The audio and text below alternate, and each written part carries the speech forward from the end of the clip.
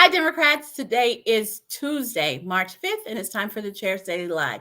Before I say anything else, I want to be very clear. Today is Tuesday, March 5th, otherwise known as Super Tuesday. So if you haven't voted, you have 2 hours, 39 minutes. Go vote. Go vote. Polls close at 7 p.m. If you haven't voted, go vote. I don't want to hear the excuses. I don't want to hear the buts. I don't want to hear the explanations. I don't hear. It matters, and everyone must register their vote. Please go vote. The polls are open until 7. If you haven't voted, stop listening to me. Put on your shoes, grab your keys, go vote. And for the people who are saying they're not voting because I've heard it all, right? My vote doesn't count. I need to teach the administration a lesson. All of the things. Let me be very clear. Not voting is not a protest. It's a surrender. Not voting isn't sending a message. It really, really isn't. It's sending a message that you don't care to have your voice heard. It's sending the message that you're okay with my vote counting whatever I decide. That's what not voting is. Not voting isn't sending a message. There's nobody sitting at the administration saying, oh man, Alicia didn't vote. We're going to go to her house and talk to her. It's not going to happen. It's not. So vote. That's all I'm going to say. Now I'm going to move into regular programming. I want to talk a little bit about some local stuff that's going on at the legislature. I talked a little bit about the governor kind of whining around because he's not getting his way. The governor of Oklahoma has this thing that he does where he has a couple of his friends that he appoints to different boards and he gives different jobs to. That's how we got Ryan Walters. Ryan Walters was an appointed Secretary of the Department of Education.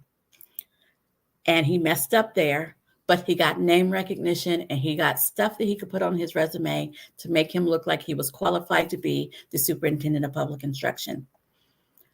And so the governor does this thing. He does this thing. And he also does this thing where he puts a person on a board.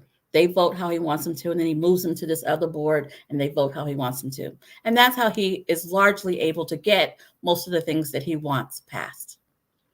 Well, the Attorney General of Oklahoma has said, nope. A person can be in a job, but not in a job and in another job and in another job in the administration. They can be the lieutenant governor, but they don't also have this other job over here. They could be the secretary, the board member, the blah, blah, blah of this, but they can't also have this other job. And there are several people in our administration who had multiple jobs. So last week, folks started stepping down after the Attorney General said, you can't do that. So folks started stepping down, following the law, obeying the law, following the rules. And the governor went on TV and complained and whimpered and whined and said, well, I wasn't the first governor to do it.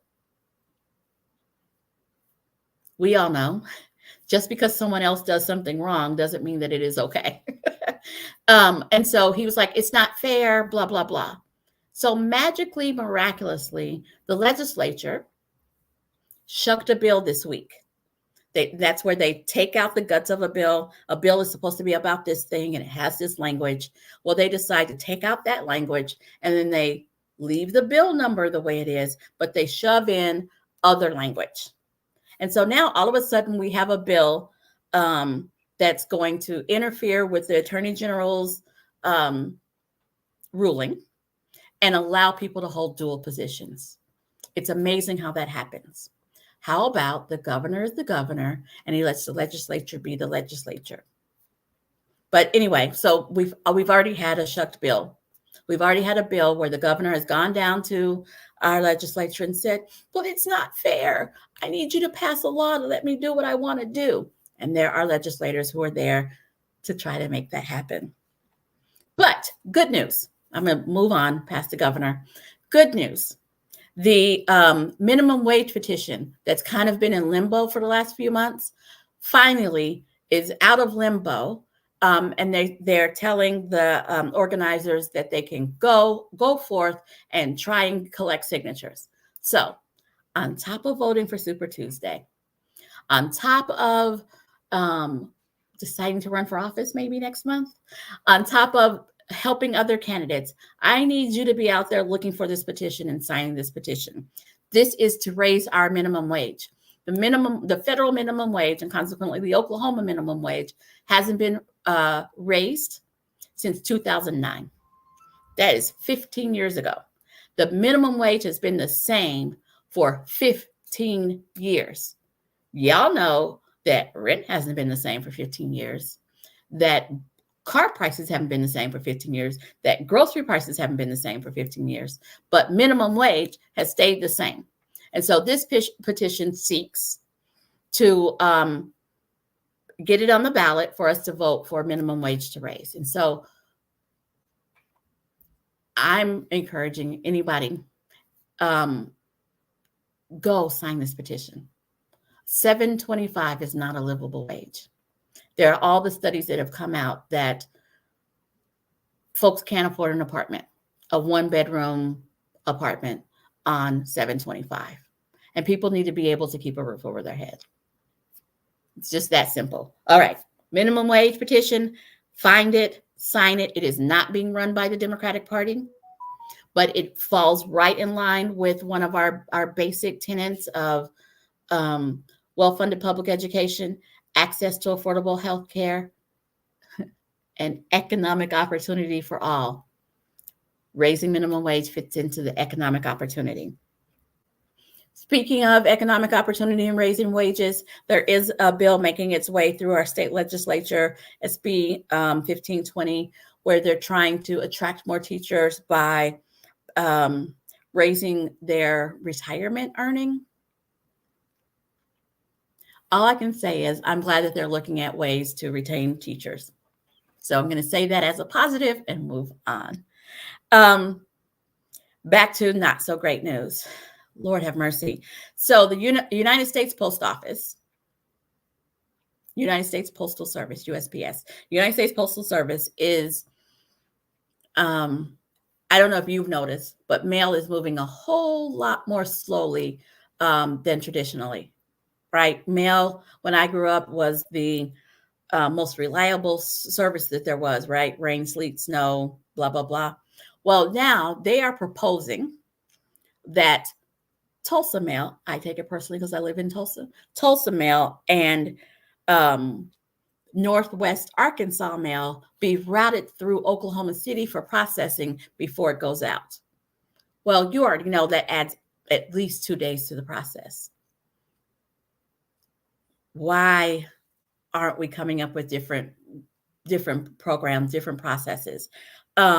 Slowing down the mail disproportionately affects unbanked folks. It disproportionately affects just all kinds of folks. Why do it? But that is what they're proposing. So I have news from all over the place, right? U.S. Postal Service, what's happening in our state legislature, and today is Super Tuesday. 2 hours, 31 minutes. You have 2 hours and 31 minutes to get to your polling place and vote. I take it personally.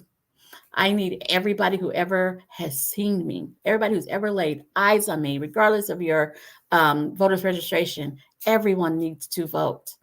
Everyone needs to vote every time. Even if you're one of those people who wish we had different candidates. That's not how democracy works. Democracy works. The candidates that we get are the candidates that people helped. So that brings me back to Oklahoma. We're about to have filing. Filing is less than a month away for State House, State Senate, among other offices. And the candidates who are successful, who get over the finish line, are the candidates who get help. And they're the candidates who get help early. Not that, it makes it harder if you wait until after the primary. Help the candidates as soon as you find out they're a candidate that you can believe in. Don't wait, because it makes it harder for them to stay in the race. Don't withhold your money If you're the kind of person who can write a check or put it on your computer, they need your money now. That's how they pay for walk cards. That's how they buy signs. That's how they pay people to help them door knock and help them organize all the things that they do. So if you're in a position to help a candidate with the check, don't wait until after the primary. I can't tell you how many candidates drop out or how many candidates mentally drop out or feel dejected or who won't run again because when they were making their phone calls, they were told, I'm going to wait until after the primary. The challenge is they need your help to get through the primary. So please find a candidate or two to support. They need your time. Drive them around, help them knock doors, help them organize, help them stuff envelopes, help them address envelopes. They need your time. They need your talent. If you're somebody who's very good at organizing, you're somebody who's very good at calling and helping organize that, they need that. And they need your treasure. If you're somebody who has the capacity that you can write 3 candidates $25 checks, those 3 candidates will be grateful for those $25 checks. Please help our candidates because that's how we get candidates that we can vote for, right? The candidates that you can vote for are the candidates that you pick. And so if you're sad that it's time for you to vote and there's not a candidate on there that you pick, it's because you didn't pick them early enough. But in the meantime, understand what our choice is. In Oklahoma, there will be 6 Democrats on the ballot that you pick up today if you haven't already voted. 6. 1 or 2 of them have already dropped out, but be clear. No one put their thumb on the scale. There was an opportunity for all the candidates in the world who followed the process to get on our ballot. That is the truth. It wasn't rigged. It wasn't picked ahead of time. The candidate who gets the most amount of votes is the candidate who wins. Now, we got yard signs. We received our Biden yard signs at state headquarters today. We have yard signs. So if you are a Biden fan and you're ready to fly your flag and put out your sign, I encourage you to go by our offices at 3815 North Santa Fe in Oklahoma City. That's 36 in Santa Fe, 36 and 235, and get a yard sign for a suggested donation amount. We are working to get those yard signs all over the state, but right now, because they just got delivered today, or at least located today, we have yard signs at the headquarters at 3815 North Santa Fe. Go get your yard sign. Let's get those yard signs out there. Don't tell me yard signs don't vote. They signal your intention to vote. If you haven't voted, please go vote. I'll be back here tomorrow at 4:15. You guys have a great night.